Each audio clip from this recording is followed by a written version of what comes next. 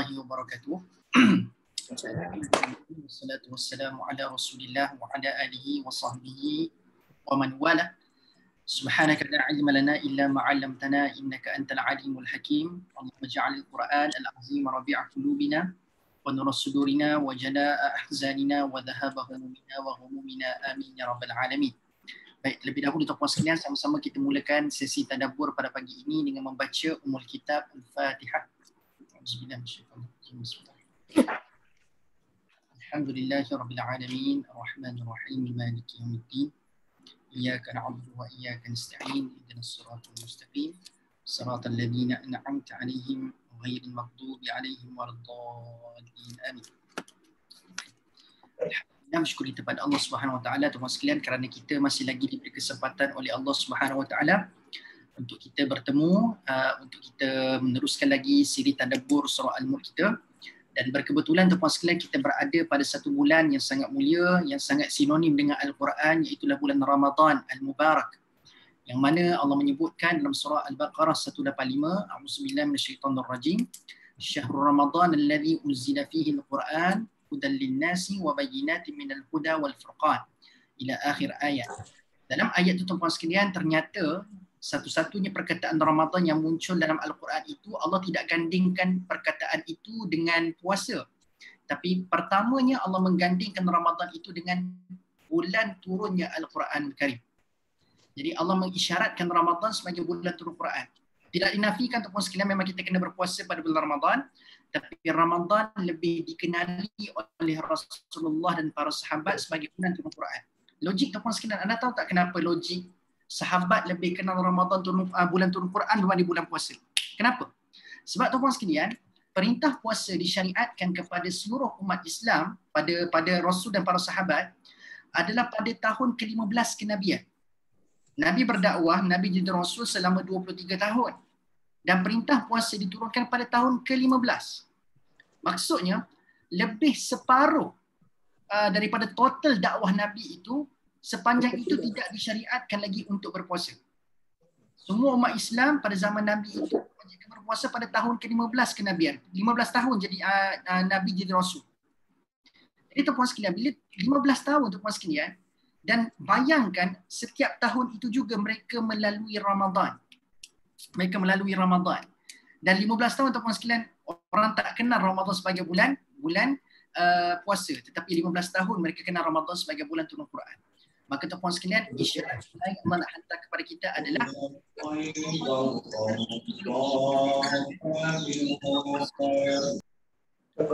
berpuasa adalah kita kata amalan Quran, amalan aktiviti Quran kita.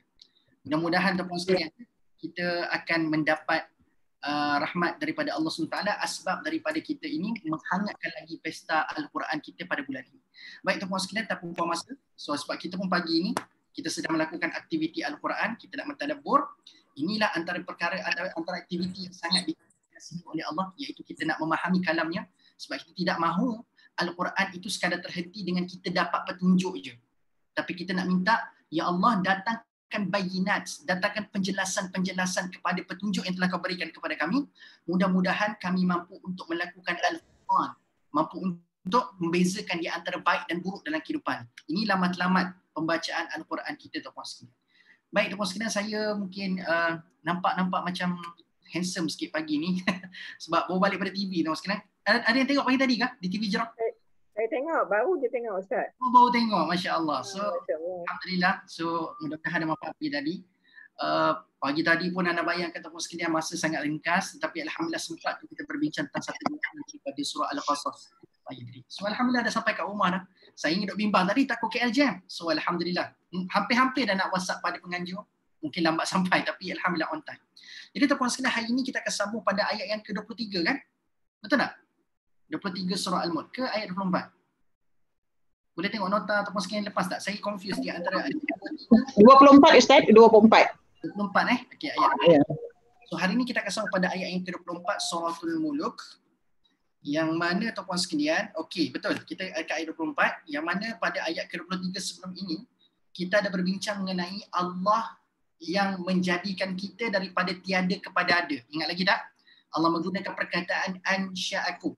Sebab ayat 23 berbunyi, a'udzubillahi minasyaitonirrajim, qul huwallazi ansha'akum wa ja'ala lakumus sam'a wal absara wal af'idah qalilan ma tashkurun. Allah kata Allah telah menjadikan kita, nasya'a ni menjadikan sesuatu daripada tak ada kepada ada. So daripada kita ni tak ada apa-apa tuan-tuan sekalian, Allah jadikan kita ni manusia, lalu Allah occupy, Allah penuhkan kita dengan kelebihan panca indera, yang mana ada 3 kelebihan panca indera yang ada pada manusia. Yang pertama adanya as-sam'a, pendengaran, wal absar, adanya penglihatan, dan yang ketiga adanya perasaan, adanya hati. Tapi tuan-tuan sekalian, Allah menutup ayat 23 dengan mengatakan kita ni, ramai manusia pada hari ini, qalilan ma tashkurun, sangat sedikit mereka yang bersyukur dengan 3 panca indera. Baik, tuan-tuan sekalian, adakah bermaksud, sebab saya rasa ayat 23 tu saya tak tutup dengan baik pada sesi yang lepas. Okay? Adakah bermaksud bila Allah kata dengan panca indera ini ramai yang tak bersyukur ni, adakah bermaksud mereka tidak ucap alhamdulillah pada saya dapat dengar alhamdulillah. Saya dapat melihat alhamdulillah. Saya dapat merasa, saya dapat feel alhamdulillah. Macam tu ke yang dimaksudkan kena bersyukur? Ataupun bila mana mereka yang dikatakan sedikit bersyukur ni macam mana keadaannya? Macam mana kita nak zahirkan kesyukuran dengan panca indera yang telah Allah berikan kepada kita? Baik tuan-tuan sekalian, bila mana saya buka tafsir, bila mana kita tengok apakah tafsiran bagi Allah menyebutkan qalilan ma tashkurun, antaranya Ibnu Katsir merakamkan apakah yang dimaksudkan dengan amat sedikit mereka yang bersyukur dengan panca indera ini. Maka Ibnu Katsir mengatakan hanya sedikit sahaja daripada kamu semua yang menggunakan panca indera tersebut yang telah dikurniakan oleh Allah untuk melakukan ketaatan dan menjalankan perintah-perintahnya serta meninggalkan larangan-larangannya. Maka bentuk kesyukuran dalam ayat 23 ini bukanlah dengan menuturkan alhamdulillah, tapi bentuk kesyukuran dalam ayat 23 selepas Allah sebutkan 3 panca indera ini, dia dihalakan kepada kita gunakan semua panca indera ini untuk menambahkan ketaatan, melakukan ketaatan dan menjalankan perintah-perintahnya. Maka inilah bukti kesyukuran kita kepada Allah. Ini adalah pendapat yang pertama.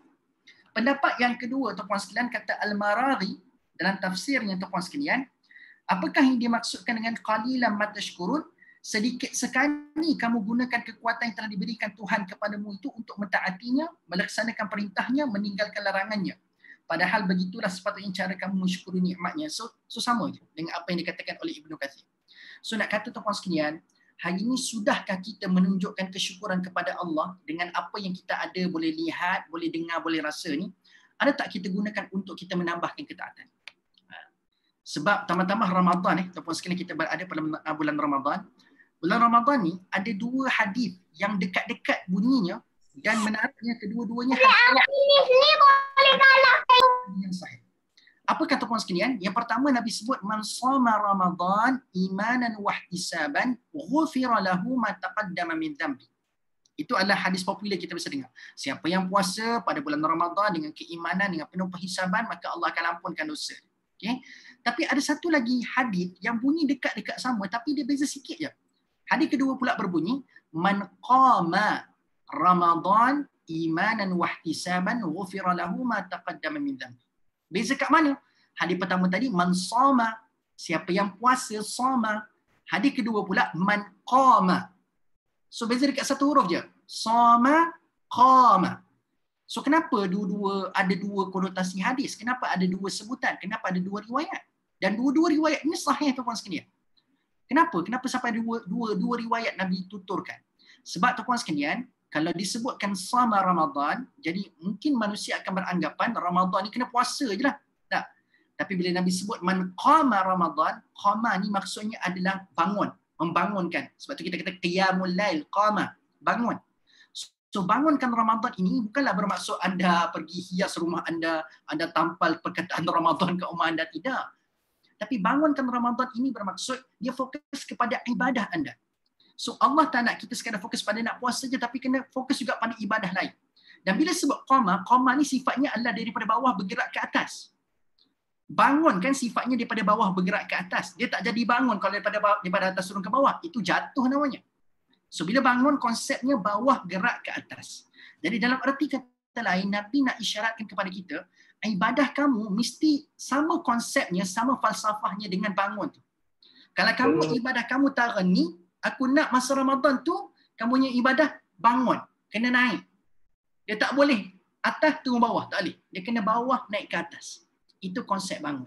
So bila mana ibadah di-highlightkan oleh Nabi dalam bulan Ramadan ini tuan-tuan sekalian, kembali pada ayat Al-Muluk yang kita baca tama-tama malam tadi, bulan Ramadan pula tu, kita baca Al-Muluk malam tadi. Patutnya bila anda kenakan dengan situasi semasa anda pada bulan Ramadan, oh sudahkah aku gunakan mata aku, telinga aku, hati aku untuk aku qama Ramadan. Ada peningkatan daripada sudut ibadah aku kepada Allah. Ada peningkatan daripada sudut ketaatan aku kepada Allah. Dah guna belum? So, bila sebut as-sam'a yang pertama, tuan-tuan sekalian, as-sam'a ni kan dia sangat sinonim dengan Al-Quran. Betul tak? As-sam'a, mendengar, dia sangat sinonim dengan Quran. Quran tak sinonim dengan melihat. Tapi Quran sinonim dengan mendengar. Sebab tu dalam Quran banyak Allah gunakan inna sami'na Qur'anan, kan? Fastami'u lahu wa ansitu. So Quran hak pertamanya adalah anda kena dengar terlebih dahulu. So balik bila mana tuan-puan sekalian, bila Ramadan kita pergi masjid. Sekarang dah boleh pergi masjid kan tuan-puan sekalian kan? Boleh sekerjakan sembahyang tarawih di masjid. Alhamdulillah, tak seperti mana tahun lalu. Tahun lalu tuan-puan sekalian, para lelaki yang tak pernah jadi imam. Alhamdulillah, tahun lepas jadi imam tarawih belaka. Dah, tahun lepas jadi imam tarawih belaka. Alhamdulillah. So tahun ni kita boleh sembahyang kat masjid, imam-imam yang telah dijemput semua baca surah-surah yang panjang, yang kita boleh dengar dengan lama, ayat-ayat Quran. Maka tuan-puan sekalian, ada tak anda mendengar itu, anda rasa apa yang anda dengar? Sebab mungkin anda akan gunakan alasan, saya tak faham Ustaz apa yang dia baca tu. Apa dia, surah mana, juzuk berapa, saya tak tahu. Tapi tuan-puan sekalian, dengar di sini yang dimaksudkan adalah anda cuba membebaskan pendengaran-pendengaran lain, lalu anda memberikan perhatian kepada pendengaran ayat-ayat Al-Quran, lalu tuan-puan sekalian, serah pada Allah supaya sama ada Allah nak jatuhkan rasa pada hati kita ataupun tidak. So masalah kita tuan-puan sekalian, waktu kita dengar imam baca time solat tu, kita masih lagi nak dengar benda lain. Kita duk dengar, duk fokus orang sebelah batuk berapa kali, nak kena tutup tidak mulut kita dan sebagainya. Kita duk fokus nak dengar benda lain. Tumpahkan seketika pendengaran kita kepada apa yang kita dengar. Faham tak faham, itu belakang kira. Sebab saya percaya tuan-puan sekalian, anda pernah tak merasai, anda tak tahu pun surah apa yang dibaca, juzuk berapa yang dibaca, ayat mana anda tak tahu, tapi tiba-tiba bila anda dengar benda tu, ada satu perasaan hadir tanpa anda paksa. Anda rasa sayu, anda rasa macam tak puas mendengarnya, anda rasa tenang. Tuan-puan sekalian, inilah antara mukjizat Al-Quran. Walaupun anda tak faham, walaupun anda tak tahu surah apa yang dibaca, tapi kalau anda mendengar dengan tumpahan perhatian yang jitu, insya-Allah Allah akan tumpahkan perasaan kepada kita. Okey, tumpahkan perasaan kepada kita. Boleh? So poin saya tuan-puan sekalian pada ayat 23, saya nak tutup dengan tashkurun dekat sini. Syukur di sini bukan sekadar anda sebut alhamdulillah, tapi anda perlu zahirkan dengan peningkatan amalan menggunakan panca indera. Boleh tuan-puan sekalian Dan tuan-puan sekalian, ayat ke-24 ini ayat baru kita nak bincang hari ini, iaitu Allah letak satu lagi perkataan yang menunjukkan pada orang kata apa sebab dalam ayat 23 Allah sebut Allah ciptakan kita daripada tak ada kepada ada. Tapi ayat 24 dia lebih kepada sambungan daripada selepas kita ada. Tadi tak ada kepada ada, sekarang apa pula selepas kita dah ada? Bila kita telah diwujudkan oleh Allah. Maka Allah sebut Qul huwallazi dzara'akum fil ardi wa ilaihi tusyar. Katakan wahai Muhammad, dialah yang mengembangkan kamu di bumi dan kepadanya lah kamu akan dihimpunkan. Maka di sini tuan-puan sekalian, Allah tak nak sekadar kita terhenti merenung, kita ni diciptakan daripada tak ada kepada ada. Tetapi Allah Azza wa Jal nak suruh kita tengok pula selepas apa yang berlaku selepas kamu ada. Tadi kita bersyukur kepada Allah sebab Allah menjadikan kita. Lalu kita sempurna dengan ada panca indera ini. Lalu kita gunakan panca indera ini untuk kita beribadah kepada Allah. Tapi Allah kata, jangan kamu sekadar lihat fasa tu je. Ada satu lagi fasa yang kamu kena renung, iaitu lepas kamu ada, aku juga Tuhan yang sama yang telah menjadikan kamu daripada tak ada kepada ada tadi, telah mengembangkan kamu beranak pinak kita. Betul tak? Kita ada keturunan, lalu kita daripada kecil berubah badan kita menjadi besar. Yang ini fokus kepada zara aku.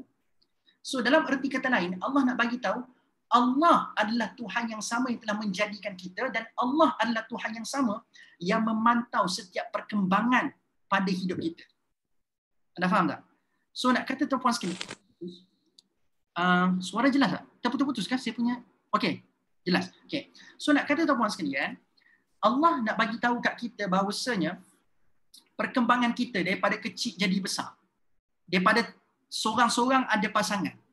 Daripada kanak-kanak bertukar remaja, remaja bertukar dewasa. Allah kata Allah juga yang memantau semuanya sekali. Tuan-puan sekalian, anda tak rasa bangga ke anda diciptakan oleh Tuhan kita sendiri, diciptakan oleh Allah? Kenapa saya katakan rasa bangga? Sebab tuan-puan sekalian, hari ini, kalau ada manusia yang mampu menciptakan sesuatu teknologi ataupun gadget, contoh, dicipta gadget, lalu bila dicipta gadget tu, tuan-puan sekalian, dia tahulah apa yang komponen-komponen yang perlu. Tetapi apa yang berlaku tuan-puan sekalian, setelah gadget itu sudah hilang fungsi ataupun terkebelakang dari sudut teknologinya, gadget itu akan dibuang dan digantikan dengan yang baru.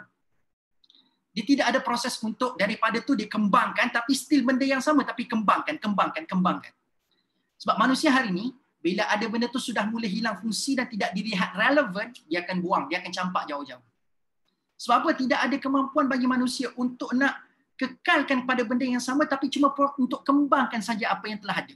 Manusia tidak ada kemampuan sebegitu.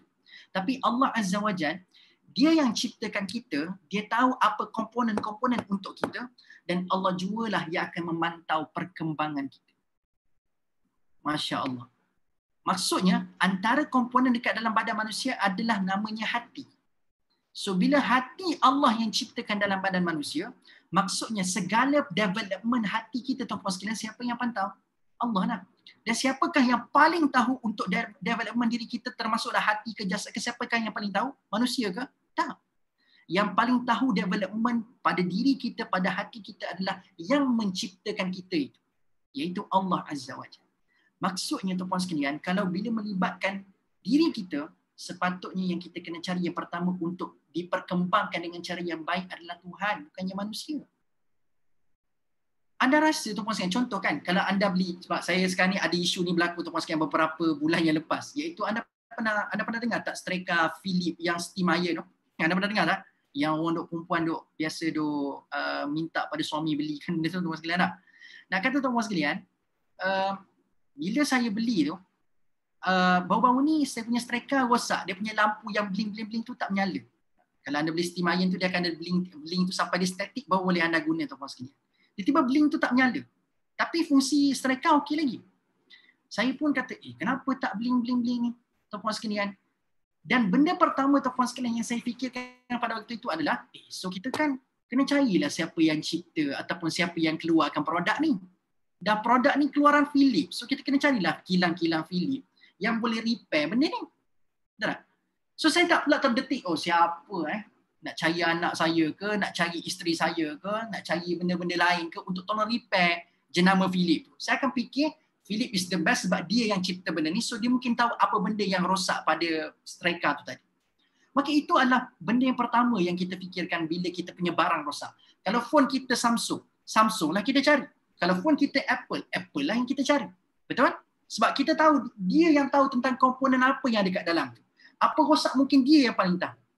Tapi kenapa bila mana badan manusia rosak, hati ke, jasad ke, apa-apa yang rosak, perkara pertama yang dicari adalah selain daripada yang menciptakan dia. Kenapa macam tu? Tak terfikir ke kita? Sebab itulah Allah tidak hentikan pada ayat 23 je. Sebab kita mungkin sedar Allah cipta kita. Tapi kita selalu lupa yang Allah juga yang jaga perkembangan kita. Sebab itulah tuan-puan sekalian, cerita pasal lupa Allah jaga perkembangan ni, rupa-rupanya ada satu kisah dalam Al-Quran Allah rakamkan dalam suratul Kahfi, iaitu cerita pemilik dua kebun tu. Anda ingat tak apa pesan kawan yang baik kepada kawan yang celupa mulut tu? Saya boleh namakan kawan seorang lagi tu celupa lah. Dia celupa sebab apa? Saya nak pergi demo baju. Yang banyak, ada kebun yang berbuah dengan pesat sekali. Tetapi tuan-puan sekalian, dia cakap pada waktu itu, dia kata, aku tak rasa kebun aku akan binasa, aku tak rasa aku punya tanaman aku tak akan binasa dan aku rasa kiamat tak akan berlaku. Kan celupa tu. Tapi kan ada seorang kawan baik dia pesan, dia kata, demo ni tak patut royak lagu tu. No. Patutnya bukan begitu kamu sebut, patutnya kamu kena sebut Masya Allah la quwata illa billah. Itu satu pesanan dia. Tapi ada pesanan kedua tuan-puan sekalian, kawan dia kepada kawan yang celupa tadi tu. Dia kata, kalau kamu rasa segala benda yang kamu dapat tu atas usaha kamu sendiri ataupun atas atas baja-baja yang kamu semai ataupun atas air telah menyiram pokok kamu. Okay, now explain dekat aku, waktu kamu kecil, siapa yang telah membesarkan kamu jadi sebegini sampai sekarang? Dulu kamu baby kecil tuek je, kata orang Kelantan lah. Nak kecil tuek lah. Dulu baby kecil besar ni je, 3-4 kg je. Tapi sekarang kamu telah ber-kg-kg. Tulang kamu panjang ni je dulu, sekarang sudah panjang ini. So saya nak tanya, kalau kamu rasa segala kejayaan dekat dunia kamu dapat tu sebab usaha kamu, tu tulang jadi panjang, badan jadi besar, otak membesar, kamu jadi lebih pandai. Siapa yang bagi? Siapa yang monitor semua tu? Dan aku percaya sepanjang hidup kamu tak sempat pun nak monitor bila tulang aku jadi panjang 2 cm, 1 cm. Tak ada, tak sempat monitor. Bila badan kita mengembang, menguncup, tak sempat monitor, tuan-tuan sekalian. Tetapi yang nak kata ni, tuan-tuan sekalian, selama ini kalau kita merasakan segala kejayaan kita dapat tu atas usaha kita, fikirkan pasal asal-usul kejadian kita dan macam mana kita berkembang. Sebab itu Suratul Muluk tak bawa sekadar elemen penciptaan, tapi Suratul Muluk bawa juga elemen perkembangan hidup. So Allah kata, menciptakan dan mengembangkan kehidupan manusia tu dimonitor oleh Tuhan yang sama, bukan Tuhan yang berbeza. Tuhan yang satu buat dua-dua benda sekali. So dalam erti kata lain, kita sedang berada dalam pengawasan yang terbaik sekarang ini. Kenapa saya katakan kita berada dalam pengawasan yang terbaik? Sebab Allah cipta kita, Allah kembangkan kita. Terbaik kan? Dia yang akan jadi merisaukan bila mana yang ciptakan lain, yang mengembangkan lain. Faham? So kita sedang berada dalam pengawasan terbaik. Dan kat dunia tuan-puan sekalian, kalau kita menciptakan sesuatu, kita akan katakan benda kita ciptakan itu akan ada waranti pemantauan kita. So nak kata kalau orang tu, contoh kalau barang tu, warantinya 2 tahun je. So dia yang akan memantau, yang menciptakan itu akan bertanggungjawab kepada benda tu selama 2 tahun saja. So andai kata selepas 2 tahun orang tu nak baiki ke apa, kena ada charge tambahan. Betul tak? Kena bayar sendiri dan sebagainya. Tapi nak kata manusia tuan-puan sekalian, ada tak Allah tetapkan waranti? Ada. Aku ciptakan kamu, so waranti kamu akan tamat setelah umur kamu 7 tahun. Ada? Tak ada kan? Masya Allah. Sebab tu saya kata kita ni berada dalam penjagaan yang paling selamat dekat dunia ni. Sebab no waranti. Kamu tak perlu bimbang. Sebab apa? Tuhan yang sama yang ciptakan memberikan anda long life warranty sampai bila-bila. Kamu boleh minta kepada dia untuk jaga anda sampai anda mati balik. Sampai anda kembali dekat dia balik. Masya Allah. Kalau kita kan hari ni kan geram sangat dengan syarikat yang tak nak bagi waranti kat kita tu, kita pun kembalikan, ambil lah phone yang aku dah tak lalu dah nak pakai jenama kau dah. Tapi tuan-tuan sekalian, kita akan kembali pada Allah nanti dalam keadaan Masya Allah, Allah still akan jaga everything tentang kita. Tentang apa kita buat kat dunia, apa yang berlaku kat kita, apa yang susah berlaku dalam kehidupan kita. Macam mana kita ke akhirat, semua Allah akan monitor. Nah, manusia ni cipta sesuatu, dah cipta, alam tak pilah, okey, tak okey sudah. Kita tak? So itulah sebab kita kena rasa kita sedang diawasi dan dijaga oleh Allah yang Maha Terbaik. Bersyukurlah kepada Allah sebab kita jadi makhluk. Sebab kita bukan jadi makhluk kepada benda yang lemah, tapi kita menjadi makhluk kepada Allah yang Maha Sempurna. Masya-Allah. Okay, boleh ya tuan-tuan sekalian? Dan sebab itulah yang terakhir tuan-tuan sekalian Allah menyebutkan wa ilaihi tuhsyarun, dan kepadanya lah kamu akan dihimpunkan. Sebab apa ada idea tentang dihimpunkan tuan-tuan sekalian? Sebab Allah nak bagi tahu kat kita, ya betul aku ciptakan kamu dekat dunia, tetapi never ever forget, jangan lupa yang kamu semua tu akan kembali ke aku tau. Gitulah. So bila Allah peringatkan kita diciptakan olehnya, lalu kita diberikan panca indera, jangan sangkakan segala panca indera tu aku bagi begitu je, boleh guna sesuka hati. No. Aku nak ingatkan kamu, jangan lupa ada satu hari kamu akan bertemu dengan aku balik dan aku akan tanya apa kamu dah buat dengan panca indera tu. Apa yang telah kamu lakukan dengan segala perkembangan hidup kamu yang telah aku berikan kepada kamu. So dalam erti kata lain tuan-tuan sekalian, Allah bagi tahu kat kita hidup kat dunia ni ada matlamat. Hidup kat dunia ni ada matlamat. Hidup kat dunia bukan ikut cara kamu, tapi kena ikut dengan cara aku. Aku dah gazetkan matlamat hidup kamu kat dunia, kamu kena abdikan diri pada aku setiap masa. Every single time kamu kena abdikan diri pada aku. Maka kamu jangan lupa yang kamu akan dikembalikan kepada aku. Semua benda akan dihisap oleh Allah Azza wa Jalla, tuan-tuan sekalian. Ada ingat tuan-tuan sekalian detikan, saya dah tanya tuan-tuan sekalian soalan ni. Detikan hati kita akan dicatat tak? Terdetik. Hati kita kan suka terdetik. Kalau terdetik benda baik, alhamdulillah. Kan? Tetapi kalau terdetik benda tak baik, kena catat tak? Tak kena catat. Sure. Pasti. Okey. So tuan-puan sekalian, kan saya pernah sebut, mungkin siapa yang datang kelas saya masa mula-mula tadabbur Al-Mulk tu masa saya rasa saya pernah sebut benda ni. Okey. Sebab sebelum suratul Mulk adalah surah At-Tahrim. Sebelum surah Al-Mulk adalah surah At-Tahrim. Dan dalam surah At-Tahrim tuan-puan sekalian ada cerita Allah rakamkan mengenai Allah Maha mengetahui dan Allah juga Maha mencatat setiap detikan hati seorang suami terhadap isterinya. So ada cerita pasal detikan hati suami pada isteri. Mungkin dia tak buat perancangan tu, tetapi dia terdetik something yang tak baik kepada isterinya. Maka Allah kata, aku mendengar dan malaikatku mencatat. So, ini isyarat jelas rupa-rupanya detikan hati pun akan dicatat oleh Allah. Ustaz, saya detik je. Saya terdetik je nak buat khianat kat orang tu. Tapi saya tak buat, Ustaz. Ya betul tuan-tuan sekalian. Nak katanya, memang terdetik tapi tak buat. Tapi catatan masih ada.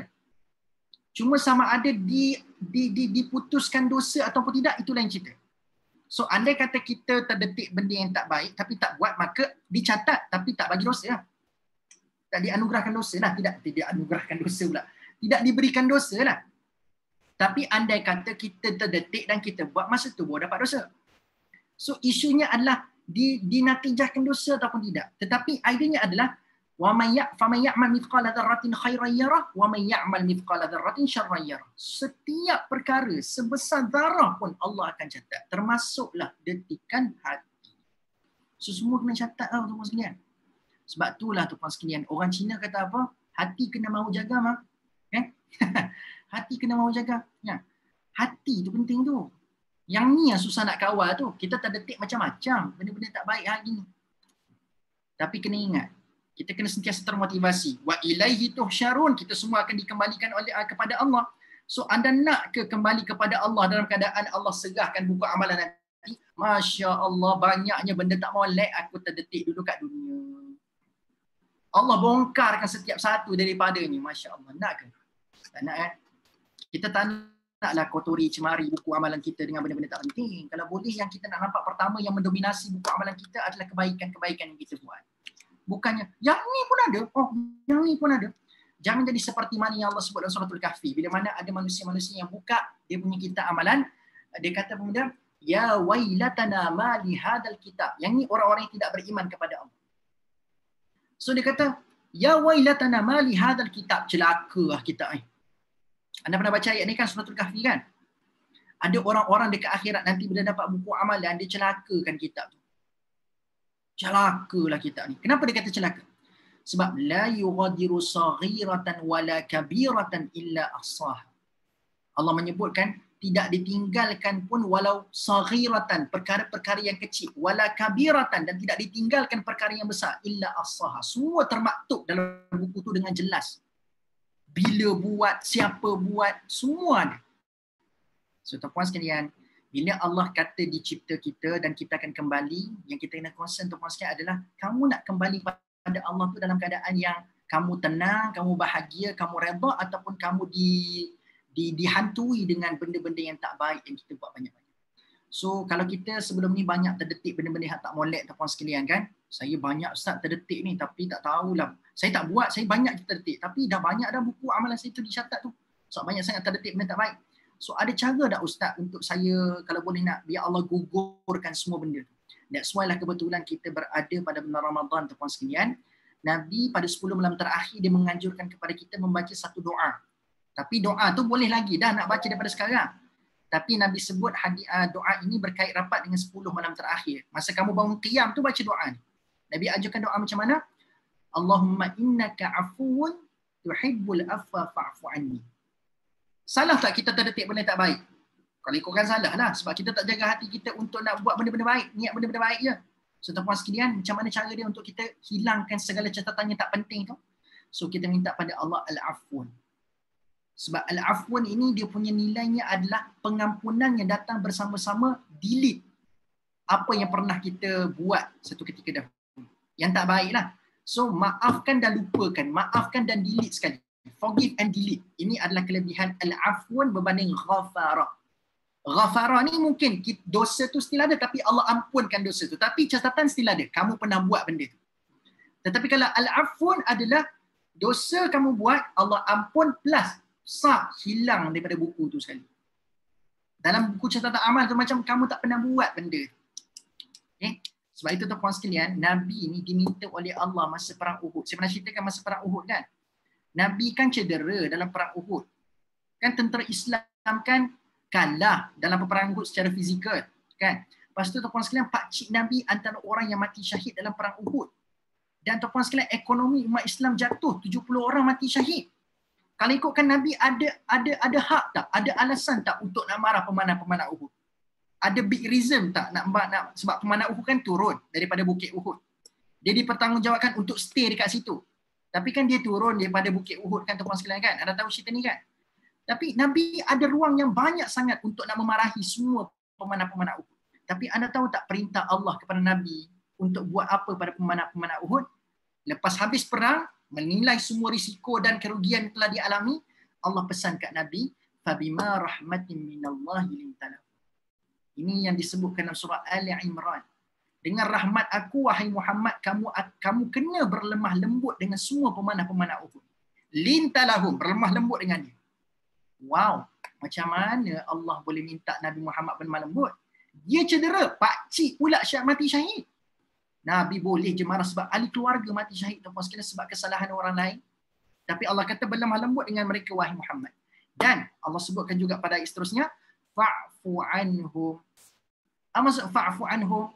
Allah suruh Nabi bukan sekadar maafkan tahu pemanah-pemanah Uhud, tapi Allah datangkan satu lagi nilai.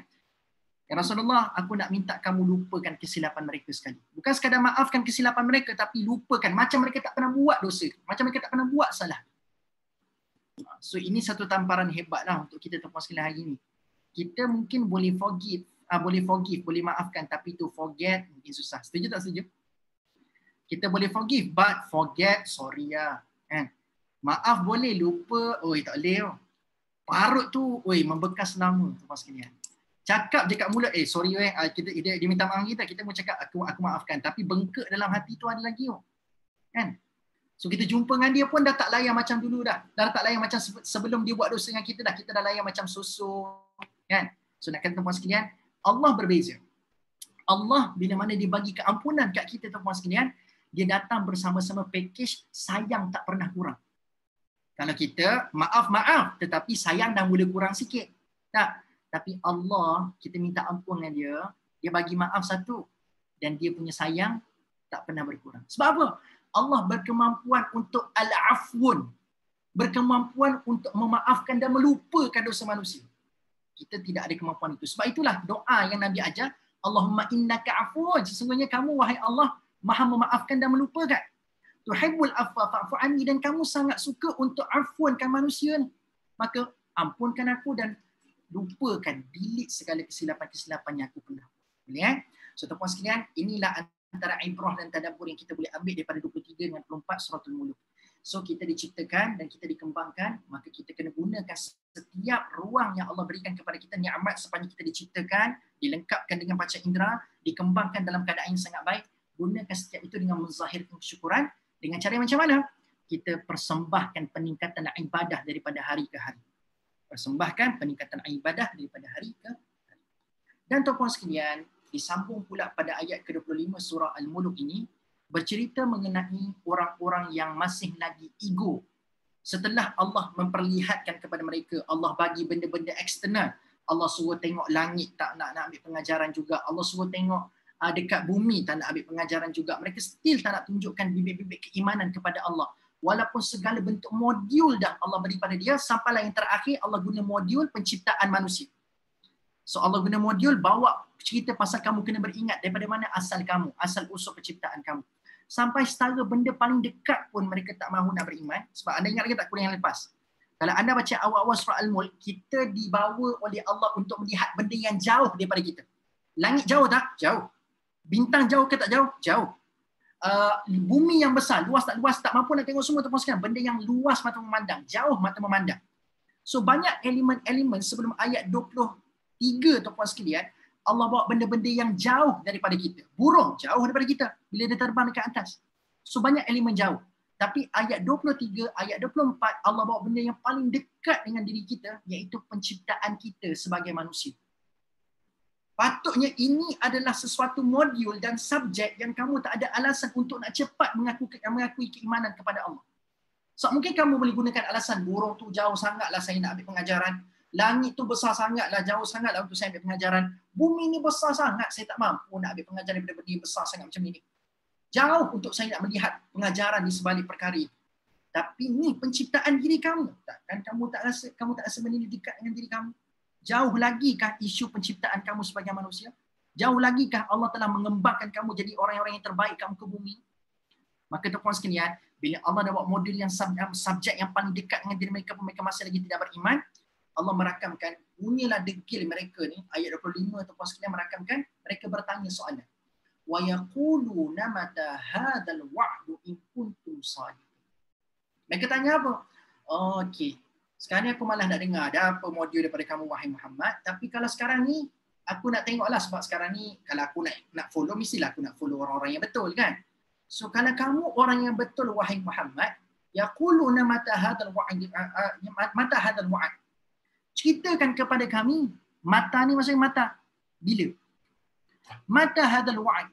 Bilakah hari yang dijanjikan itu? Dalam arti kata lain, bilakah datangnya hari kiamat? So kalau kamu betul lah wahai Muhammad Rasul pilihan Allah, kamu adalah Rasul utusan kepada kami. Kalau kamu orang yang benar, in kuntum sadiqin, yaquluna mata hadzal wa'd. Ceritakan kepada kami bilakah datang hari kiamat itu.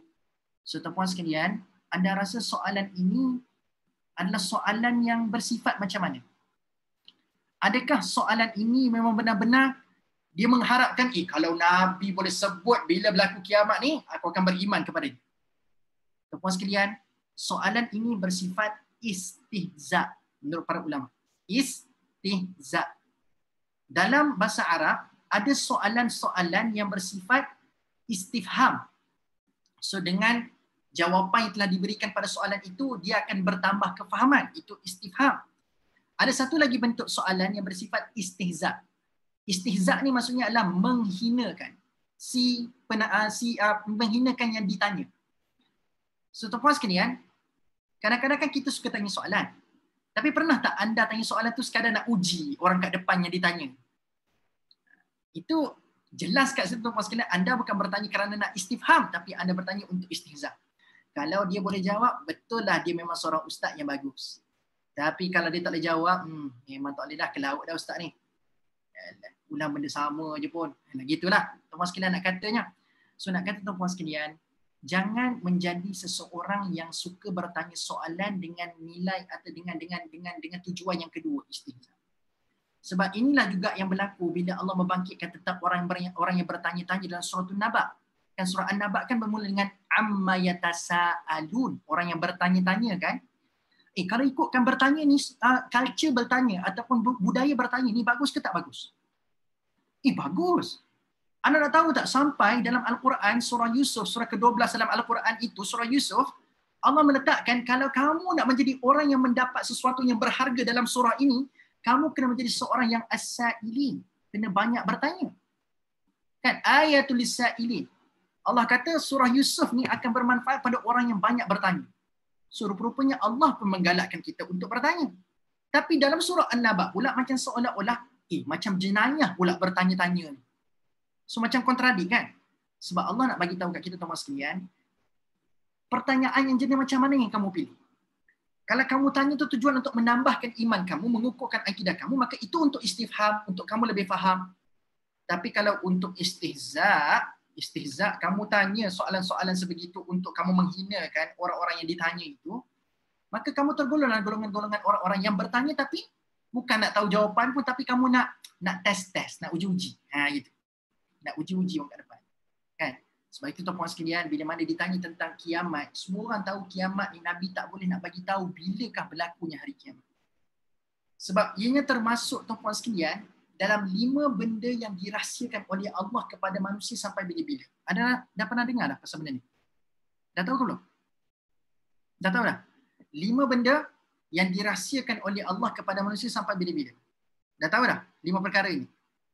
Dan kalau anda nak tahu tuan-tuan sekalian, dia boleh didapati tentang 5 perkara ini pada surah Luqman ayat yang terakhir. Berapa? Ayat terakhir 31 ke 30 surah Luqman? 31. Tapi anda tengoklah ayat terakhir surah Luqman. So di situlah jawapan apakah perkara yang dirahsiakan oleh Allah sampai bila-bila. Ada 5 perkara. Dan salah satunya adalah as-sa'ah. Bilakah berlaku hari kebangkitan? Bilakah akan berlaku hari kiamat? Allah kata siapa-siapa makhluk dia akan dirahsiakan 5 perkara dan salah satunya adalah dia tak akan tahu bilakah berlaku kiamat. Ada banyaklah kat situ. Bilakah turunnya hujan? Ada 5 benda. 1, kiamat. 2, bila turun hujan. Yang ketiga, tuan-puan sekalian, madza taksibu wada, apa yang kamu akan lakukan pada hari esok. Bi ayyi ardin tamut, di manakah tempat kamu akan mati. Dan yang terakhir apa satu lagi? Ada siapa yang tengah buka atau surah Luqman? Ada 5 benda yang Allah rahsiakan. Satu lagi apa? Kiamat, nak buat esok, apa benda yang kita akan buat esok. Yang ketiga, di manakah tempat kita akan mati. Apa yang ada di dalam rahim ibu. Apa yang berada dalam rahim seorang ibu. Ya'lamu fil arham, apa yang berada dalam rahim seorang ibu. Maka 5 benda yang akan sentiasa menjadi rahsia Allah. So bila mana semua orang tahu benda itu rahsia Allah, saja orang-orang kat sini tuan-puan sekalian tanya Muhammad, mata hadzal wa'ad, bilakah hari yang dijanjikan itu, bilakah hari kiamat?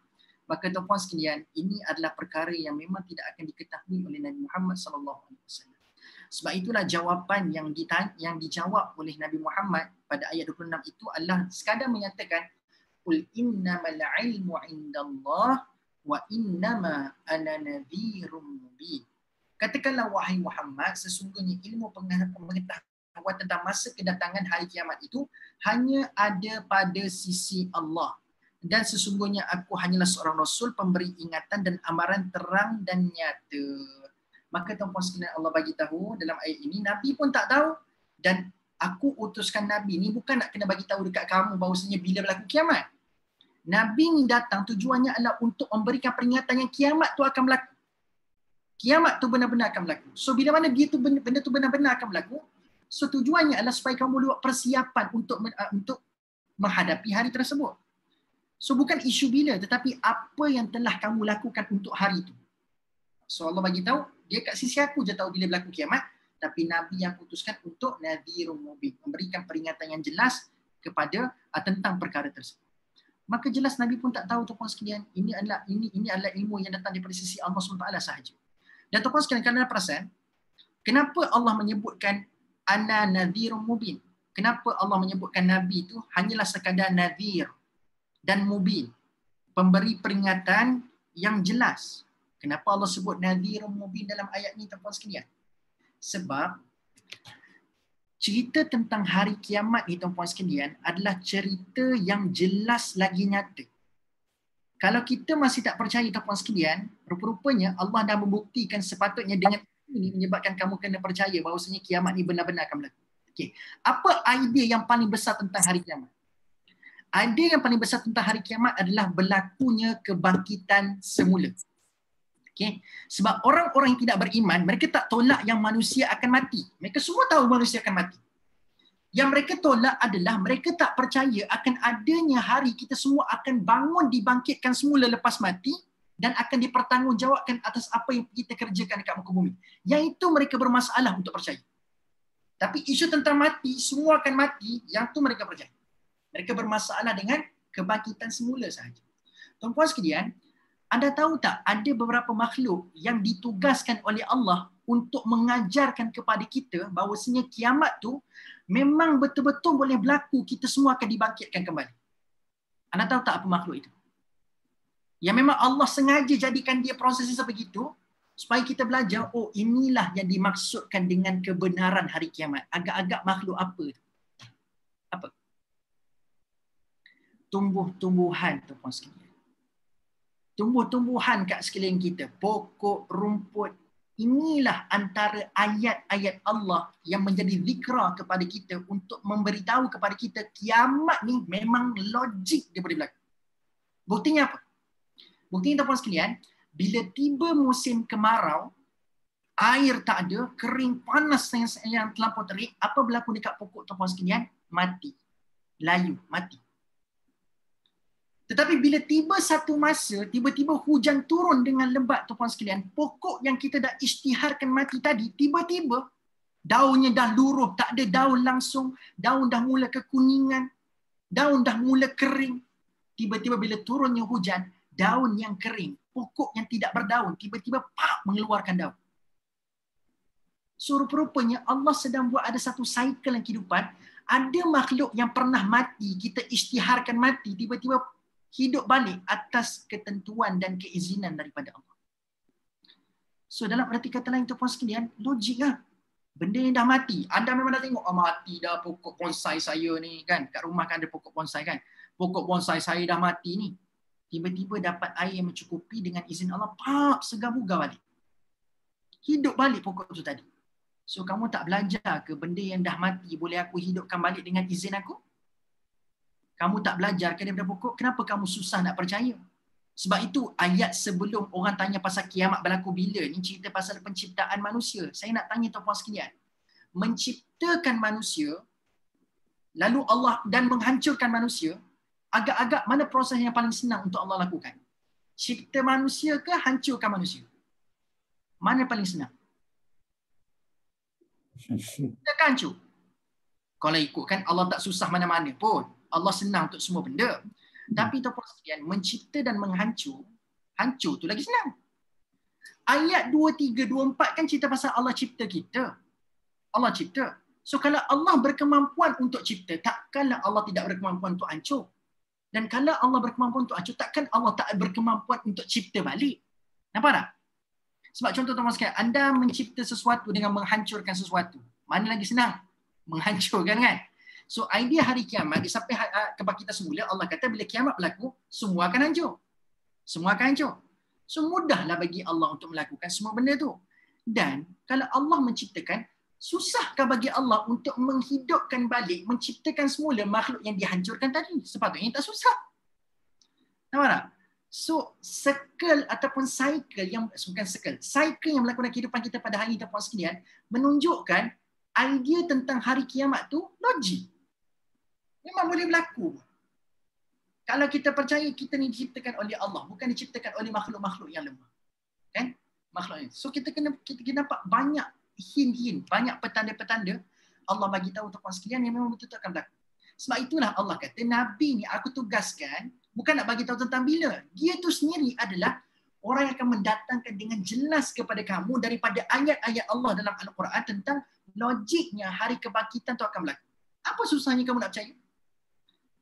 Sebab tuan-puan sekalian, satu lagi orang kata benda, masalah orang-orang kafir Quraisy di Mekah ni khususnya, mereka ni adalah orang yang cerdik pandai. Mereka ni intelek. Tuan-puan sekalian. Mereka bukanlah seorang yang tak terpelajar. Mereka intelek. So bila mereka orang yang intelek tuan-puan sekalian, mereka ni ada satu bentuk cara fikir yang mereka nak, benda yang mereka nak, apa yang aku kena percaya ni mestilah bersandarkan logik dan rasional. Sebab itu kalau anda baca surah An-Nazi'at tuan-puan sekalian, anda akan tahulah apakah punca kenapa mereka itu tidak mahu nak percaya hari kiamat. Kenapa? Sebab mereka bertanya kan, mampukah Allah menciptakan semula debu-debu yang telah berselerak bercampur dengan debu-debu yang lain, lalu Allah kembalikan kepada pemilik asalnya? Debu apa ini dimaksudkan dalam ayat ini? Debu-debu tulang. Sebab bila mana kita mati kan, kita punya badan akan dikompos kan. Dikompos kita akan reput dan sebagainya. So tulang-tulang kita juga akan turut reput bila kita mati, bila tanah dalam kubur nanti. So idea kiamat adalah menciptakan semula, membangkitkan semula. So dia orang buat logik, takkanlah tulang yang dah hancur dah jadi debu, dan debu ni pula boleh bercampur dengan partikel-partikel lain dekat sekeliling udara-udara yang lain, maka bolehkah Allah kembalikan debu tu kepada pemilik asal waktu Allah nak bangkitkan semula? So dia main logik begitu tuan-tuan sekalian. Anda baca surah An-Nazi'at. Okay? Anda baca surah An-Nazi'at. Maka tuan-tuan sekalian, ibaratnya dia orang fikir logik macam ni lah. Contoh kan, anda beli dua jenis tepung. Anda beli tepung cap A, tepung cap B. Kan? Apa tepung jenama apa yang ada? Tepung gajah. Tepung cap sawo.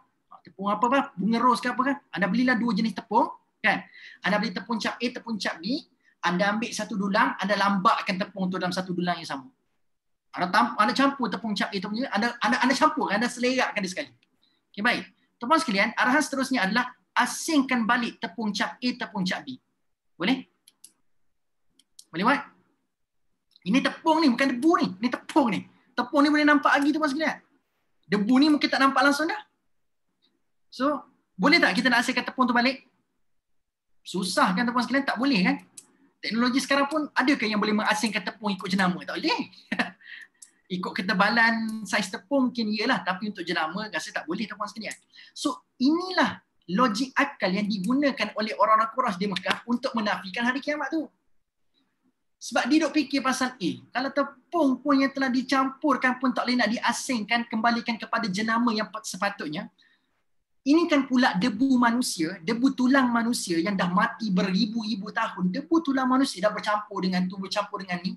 Bolehkah Allah ambil balik, letak kepada penghuni asal? So itu logik akal yang digunakan. Kalau kita tak kuat iman tuan-puan sekalian, bila dengar hujah ni daripada orang-orang yang tolak Islam, kita pun boleh percaya tak? Betul juga logik juga Sebab hari ni tuan-puan sekalian, gelombang-gelombang logik dalam beragama terlalu membarah dalam kehidupan masyarakat pada hari ini. Dia nak beriman kepada Allah, nak kena tunggu logik. Nak beriman kepada Allah, nak kena sains buktikan dulu. Baru dia beriman pada Allah. Berlaku tak sama sekarang? Tak payah pergi jauh, puasa. Kan? Sebelum ni tak puasa. Dia kata puasa ni zalimlah Allah kepada manusia. Allah ni dah tahu dah, aku ni bak lapar minum memang tak boleh nak tahan. Tiba-tiba nak kena puasa 30 hari. Zalim Allah. Kan? Tapi tiba-tiba ada sains membuktikan akan peratusan kesihatan orang-orang yang berpuasa ni meningkat 50%. Masa tu pula dia, ada sains dah buktikan hikmah puasa. Masa tu baru dia puasa. Nampak? So dia tunggu ada pembuktian dulu, logik dulu, ada sains buktikan, baru dia nak beriman kepada Allah. So tuan-puan sekalian, jangan jadi seperti orang-orang sebegini. Nak tunggu logik, nak tunggu keajaiban datang dulu baru nak beriman kepada Allah. Sebab tuan-puan sekalian, bila kita dengan Allah Azza wa Jal ini, Allah suruh kita sedar yang kamu tu hamba dan aku tu Tuhan, Allah tu Tuhan, maka bila kita hamba Allah Tuhan, maka apa kita kena buat? Sami'na, betul lah, wa ata'na. Ada ke ruang sami'na, patut kamu petikaikan apa yang aku nak sampaikan? Tak ada. Nilai hamba itu terletak pada bila mana Allah datangkan perintah, kita dengar dan kita taat tanpa berbelah bagi. Masalahnya benda ni dah dicabut dah dalam diri manusia. Sebab dia merasakan macam dia pandai daripada Allah Azza wa Jalla, maka dia merasakan rasional dia, logik dia tu lebih terhadapan daripada apa yang Allah telah nyatakan, apa hikmah yang telah Allah sediakan.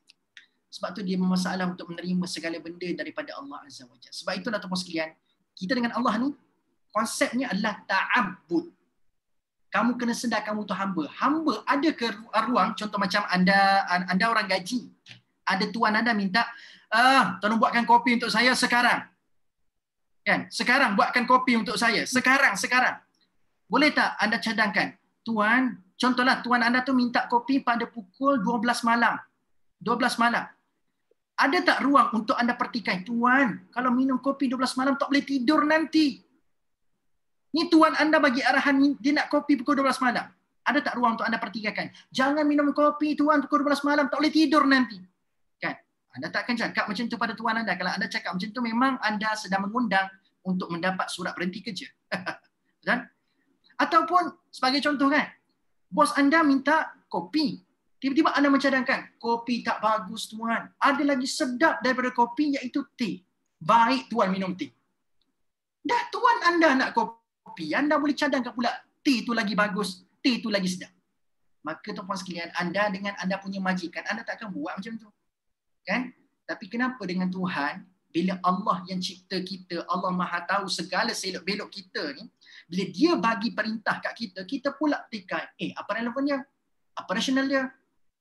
Nampak macam tak sedar yang kita ni adalah hamba dan Allah tu Tuhan. Sebab itulah pagi tadi, waktu dah TV Hijrah pagi tadi tuan-puan sekalian, ada orang tanya dekat saya, dia kata, Ustaz, adakah seseorang itu bila mana dia buat dosa lalu dia tak ada rasa bersalah dengan Tuhan, adakah dia berpunca daripada hati dia ada masalah? Saya kata jawapannya ya, betul hati ada masalah. Tapi bagi saya, antara faktor terbesar kenapa ada manusia buat dosa tapi tak rasa bersalah dengan Allah, lalu tak minta ampun dengan Allah, adalah dia terlupa yang dia tu hamba dan Allah tu Tuhan. Itulah masalah. Kita lupa kerap kali benda tu lah.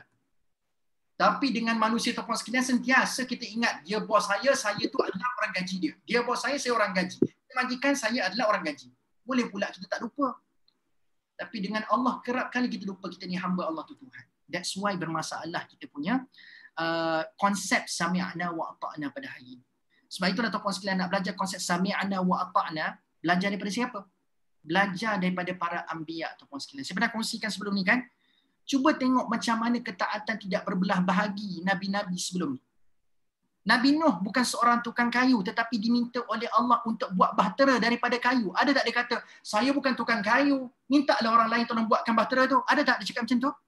Tak logik lah ya Allah perintah ni. Aku bukan tukang kayu, kau minta wasna'il fulk, minta bina bahtera. Mana mungkin? Mana maunya katanya. Nah, panggillah carpenter, bantu aku, panggil tukang kayu. Itu kan lebih rasional, tetapi tuan-tuan sekalian, sebab Allah suruh Nabi Nuh buat, tak ada Nabi Nuh tanya, sami'na wa ata'na. Aku dengar dan aku taat. Nabi Musa, Allah perintahkan dia jumpa balik Fir'aun setelah dia lari lebih 10 tahun tuan-tuan sekalian, selamat 10 tahun dekat Madian.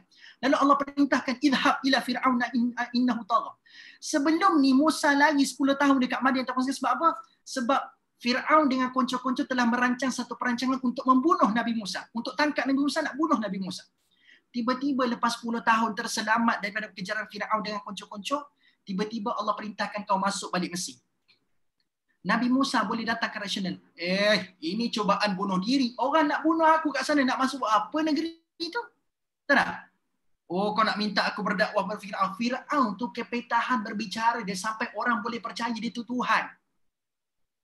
Aku ni ada masalah speech, wahai Tuhan. Kau nak minta aku berdakwah, berdebat dengan dia? Oi, kalau nak berdakwah dengan Fir'aun ni, biarlah buku bertemu ruas. Itu kalau Musa memilih untuk bagi alasan. Tapi tengok para anbiya ajar kita tuan-puan sekalian, bila Allah suruh, tak ada ruang pertikaian, sami'na wa ata'na. Sebab Allah suruh. Betul? So tuan-puan sekalian jelas kat sini. Sebab itulah tuan-puan sekalian, termasuklah berbicara tentang hari kiamat. Bila Allah kata kiamat akan berlaku dengan segala pembuktian, datang dari pokok yang dah mati boleh dihidupkan semula tuan-puan sekalian. Lalu Allah nak bagi tahu kat kita, bila aku kata benda ni berlaku, maksudnya ianya benar-benar akan berlaku. Tak nampak. Bila? Bila? Di mana? Macam mana keadaannya? Aku tak nampak tanda-tanda pun. Maka tuan-puan sekalian, Allah kata bukan bila, macam mana itu penting. Tapi apa persiapan kamu untuk menghadapi hari itu yang penting. Okay, itu yang paling penting tuan-tuan sekalian. Sudahkah kita bersedia? Itu soalannya itu kita tanya pada diri kita setiap hari, lagi dan lagi. Maka tuan-tuan sekalian, satu lagi jelas kat sini tuan-tuan sekalian, Nabi ni bukan qudha. Qudha ni maksudnya penghukum. Sebab bila Allah kata Nabi ni tugasnya nadhirun mubin, maksudnya Nabi ni adalah tugasnya menyampaikan saja. Nabi tidak ada kuasa untuk menghukum manusia. Sebab itu tuan-puan sekalian, walaupun Nabi diberikan peluang yang begitu banyak untuk menghukum manusia-manusia yang tidak beriman kepada Allah, Nabi tidak memilih untuk menghukum. Sebab dia kembali pada apa tujuan aku diturunkan? Tujuan aku diturunkan adalah untuk menyampaikan dengan jelas kepada mereka. Itu je tujuan aku diturunkan. So tadabbur kita pada ayat ini adalah Nabi cuma menyampaikan kesan mereka beriman ke tidak beriman, mereka percaya ke tidak, mereka ialah mengimani perkara tersebut ataupun tidak, mereka yakin ataupun tidak, itu serah pada Allah. Itu serah pada Allah. Sebab hari ini tuan-puan sekalian, banyak pendakwah hari ini down, banyak pendakwah, saya kata pendakwah bukan penceramah aja, pendakwah ni umum, kita semua pendakwah. Banyak pendakwah hari ini down, kenapa?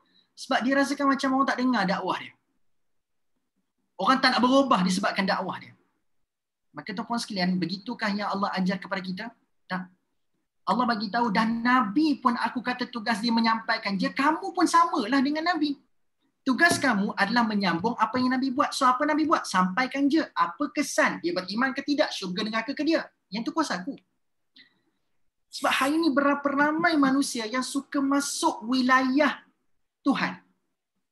Dia masuk wilayah Tuhan. Dia yang terdesak nak menentukan kena berubah sekarang, kena berubah sekarang. No. Allah tak ajar kita untuk desperate untuk mengubah orang. Tapi Allah ajar kita untuk apa? Desperate untuk kekal berusaha dalam menyampaikan dakwah. Sebab tuan-tuan sekalian, ini juga diajarkan oleh para anbiya, sebab dia adalah penyampai, tugasnya adalah menyampaikan. Sebab itulah para anbiya, contoh macam Nabi Nuh alaihi salam, yang beriman pada Nabi Nuh ramai ke sikit? Ramai ke sikit tuan-tuan sekalian? Sikit je. Dahlah Nabi Nuh alaihi salam berdakwah 950 tahun. Lama ke tak lama tuan-tuan sekalian? Lama. Kalaulah seorang beriman setahun, kurang-kurang Nabi Nuh dah ada 950 orang pengikut. Tapi ternyata tuan-tuan sekalian, 950 tahun berdakwah, bukan 950 orang yang Nabi Nuh dapat. Kalaulah Allah sangat mementingkan berapa orang beriman disebabkan dakwah kamu, maka Allah sudah tidak adil pada Nabi Nuh AS. Tapi kita semua tahu Allah muliakan Nabi Nuh bukan sebab angka orang beriman kepada Nabi Nuh. Tapi Allah muliakan Nabi Nuh sebab apa? Sepanjang 950 tahun, dia tak pernah kenal putus asa. Dia tak berhenti berusaha. Ya Allah nak tengok bukan natijahmu, tapi ya Allah nak tengok adalah usahamu. Kan? Sampai bila kita nak sakitkan kepala kita memikirkan kesan dakwah kita, tapi tak sakit pula kepala berapa banyak dah usaha aku buat kat dunia ni dalam menyampaikan kebenaran kepada masyarakat sekelilingnya. Yang itu yang sepatutnya anda kena sakit kepala. Apa aku dah buat hari ini untuk umat aku? Apa yang aku dah buat hari ini untuk orang yang aku sayang? Yang itu yang Allah sakit kepala fikir. Bukannya bila dia nak berubah, bila dia nak berubah. Yang itu jangan fikir. Itu bukan kuasa kita. Jangan masuk wilayah Tuhan. Hati bak berubah, hidayah itu urusan Tuhan. Itu urusan Tuhan. Termasuklah hari ini saya nak tegur tuan-tuan sekalian sebab berkebetulan culture ni terlalu banyak dalam kalangan masyarakat pada hari ini. Anggaplah ini teguran sayang saya kepada semua peniaga-peniaga. Kan? Semua peniaga-peniaga. Sebab hari ini tuan-tuan sekalian, bila mana terlalu desperate nak dapatkan customer dan pelanggan, ada orang yang sanggup menipu dan sanggup menggunakan apa jua kata-kata manis supaya dia mendapat kesan daripada penjualannya. Sebab kesan yang terbaik dalam sebuah penjualan adalah orang beli, ada customer. Kesan tak baik adalah bila anda jual, customer tak ada. Nah, so disebabkan desperate nak orang beli, so anda mengharapkan kesan penjualan. Anda sanggup menipu, anda sanggup menggunakan kata manis yang tidak ada pun sebenarnya dalam testimoni produk anda. Lalu tuan-tuan sekalian, hakikatnya dalam berniaga pun, anda kena berserah pada Allah seperti mana anda berdakwah. Kan? Sebab hari ini ramai peniaga-peniaga, bukanlah semua. Ada segelintir peniaga yang mengorbankan kebergantungan kepada Allah dalam perniagaan. Dia merasakan apa yang aku cakap ni, sampai orang beli, itulah tanda kejayaan dalam dakwah. Dalam perniagaan. Tapi tuan-tuan sekalian, dalam perniagaan pun akan diukur keberkatan dalam berniaga tau. So jangan sampai anda desperate nakkan kesan pada penjualan, lalu anda menggunakan apa jua cara yang tidak baik khususnya, yang tu tak nak berlaku, kita gunakan benda yang tak baik untuk nak adakan kesan penjualan. Hati-hati ya tuan-tuan sekalian. So banyak sangat berlaku hari ini. Benda tak ada pun tapi diada-adakan. Sama juga dengan pendakwah, nakkan kesan kan tuan-tuan sekalian, dia sanggup ada-adakan benda yang tak ada untuk nak bagi orang rasa macam oh best lah dengar ceramah dia. Aku kena berubah lah sekarang. Contoh tuan-tuan sekalian yang ni wallahualam. Contoh kadang-kadang dia tahu pendengar-pendengar ini dalam konteks berdakwah pada hari ini, dia tahu pendengar-pendengar dia suka dengar cerita, suka dengar kisah-kisah. Lalu tuan-tuan sekalian, diadakan kisah-kisah yang mungkin menakutkan, menginsafkan dengan tujuan untuk apa tahu? Untuk orang semacam oh saya kena berubah. Tetapi dia telah menipu. Dia bawalah cerita-cerita keajaiban yang berlaku pada fulan padahal tak wujud pun. Anda rasa mungkin anda tahu kot cerita ni. Anda mungkin biasa. Israiliyat tu ke, Ustaz? Ni macam kisah Israiliyat ke? Israiliyat tu satu. Diadakan kisah-kisah yang sekarang ni pun untuk nak menarik minat orang dengar pun ada juga. Sebab tuan-tuan sekalian, hari ni ramai masyarakat kita suka dengan cerita-cerita macam ni. Ada orang tu saya pernah kenal, ada orang tu saya kat tempat saya duduk ni. Dia cakap macam tu tak? Ada orang tempat saya duduk tu, saya kenal dia. Dia ni Masya Allah banyak sedekah kat masjid. Saya nampak dia banyak sedekah kat masjid. Tiba-tiba waktu dia meninggal dunia, Masya Allah harum wangi jasad jenazah dia. Gitu. Ada orang suka buat, sebab orang suka dengar cerita macam ni tuan-tuan sekalian. Tidak dapat dinafikan ada kelebihan dalam bersedekah. Tapi jangan sampai mengadakan cerita yang tak ada, tak berlaku pun dalam hidup anda, tapi anda buat benda tu. Ini tanda orang yang tidak beramanah dan bertanggungjawab. Sebab nak desperate orang berubah depan mata dia, Didatangkan cerita-cerita menginsafkan tetapi sebenarnya cerita itu tak wujud. Tapi diceritakan seolah-olah cerita itu wujud. Termasuklah seperti mana Haji Mazlan sebut tadi, Israiliyat. Dalam Quran kan tak cerita nama, dalam Quran kan tak cerita bila, dalam Quran kan tak cerita tempat. Tetapi tak puaskan dia tahu, masyarakat kita ni suka ni kalau kita ada nama semua tu. Dia pun merelakan diri untuk mendedahkan kisah-kisah Israiliyat. Sebab Israiliyat tuan-tuan sekalian, dia datang bersama-sama, oh ada nama, ada tempat, Quran tak sebut pun Israiliyat sebut. Baik, baca Israiliyat. Kan? Sebab tu tuan-tuan sekalian, akhlak kita dengan Quran, kita mendiamkan apa yang Allah diamkan, kita menjaharkan apa yang Allah memang dah jaharkan. Sebab Quran ajar kita fokus.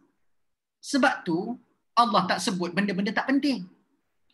Sebab tu lah tuan-tuan sekalian, bila Allah tak sebut nama tempat, nama siapa individu tu, Allah kata fokus kepada pengajaran kisah tu. So Quran ajar kita untuk be super fokus. Yang itu lagi penting. Contohlah tuan-tuan sekalian, kalau anda tahu pun siapa nama individu yang disebutkan dalam Quran tu, ada menambahkan iman anda ke tuan-tuan sekalian? Oh, nama dia Uzair. Oh, bertambah iman saya kepada Allah sebab nama dia Uzair. Ada ke? Contoh.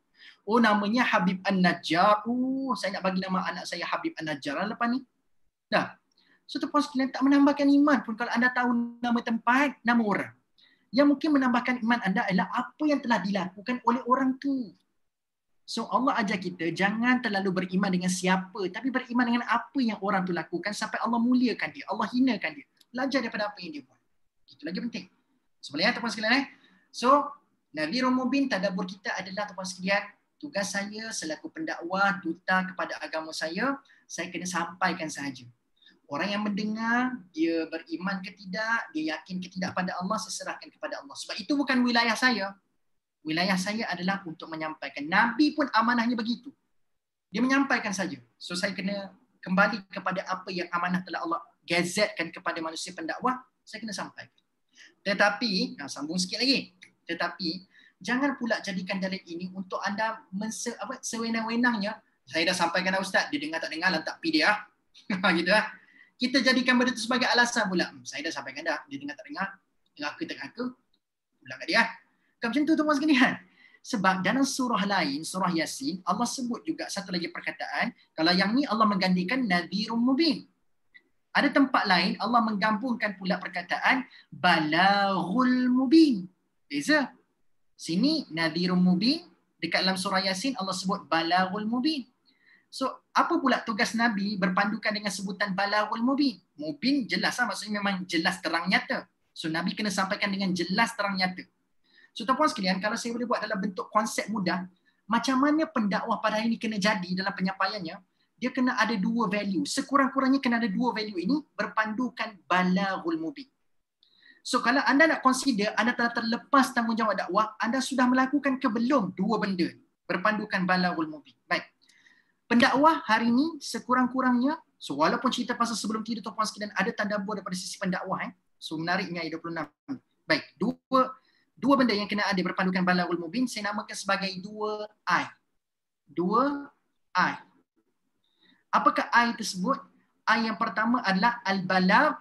Kamu kena menjadi seorang penyampai, pendakwah yang impresif. So, bila orang dengar kata-kata kamu, orang teruja. Kamu ni ada satu bentuk penyampaian yang bagus. Yang mungkin orang tak akan terganggu dengan bentuk penyampaian anda. Maka anda kena meneroka satu bentuk kaedah penyampaian yang orang akan impress dengan anda. I pertama dengan balagh. Sebab balagh ni maksudnya adalah sampai. So, sampai tak sampai, tuan-tuan sekalian, point itu bukan disebabkan point itu. Point itu dah betul dah. Tapi sebab cara anda menyampaikan menyebabkan orang jadi lebih confused. Orang jadi macam tak boleh nak serap apa yang anda sampaikan. Mungkin anda menyampaikan dalam bentuk yang tidak bersemangat barangkali. Maka anda kena cari ruang-ruang penyampaian yang boleh menyebabkan orang impress dengan benda itu. So, Allah mendahulukan balagh. Kamu kena impress orang yang mendengar. Balagh. Ayat yang pertama. Dan tuan-tuan sekalian, ayat yang kedua berpandukan Al-Mubin. Sama juga dalam surah Al-Mulk ni ada Mubin. Mubin di sini saya letakkan ayat kedua kena ilmiah.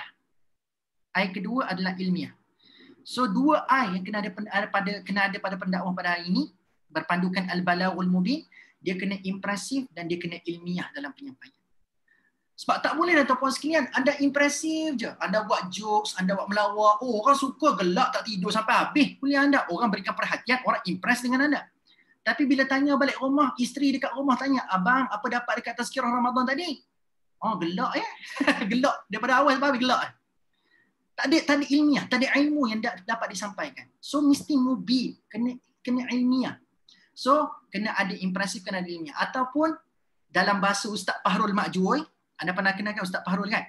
Saya je yang namakan I ni impresif dan ilmiah. Berpandukan Al-Balawul Mubin. Tapi bahasa Ustaz Fahrul, 2S. Saya 2I, Ustaz Fahrul 2S. Tapi sama je. Sama je point dia. S yang pertama adalah santun. S yang pertama santun. Dan S yang kedua adalah sahih. Santun dan sahih. Tak bolehlah anda santun je. Orang suka dengan santunan-santunan anda. Tetapi anda menyampaikan tak ada apa. Tak sahih pun. So, kena santun dan sahih. Ilmiah dan impresif, santun dan sahih. Inilah benda yang akan melepaskan kita daripada tanggungjawab dakwah. Jangan sekadar ilmiah je anda sampaikan. Anda buka buku, anda baca kitab, anda pun baca daripada awal sampai habis. Ilmiah. Ilmiah tuan-tuan sekalian. Anda tahu tak tuan-tuan sekalian, di manakah tempat yang paling ilmiah, ceramah paling ilmiah yang berlaku dekat Malaysia pada saat ini? Di mana? Saat bila ceramah paling ilmiah berlaku dekat Malaysia? Setiap hari Jumaat dan setiap kali khutbah Jumaat. Situlah ceramah paling ilmiah sekali. Data dibentangkan, ada bukti, ada fakta, semua ada.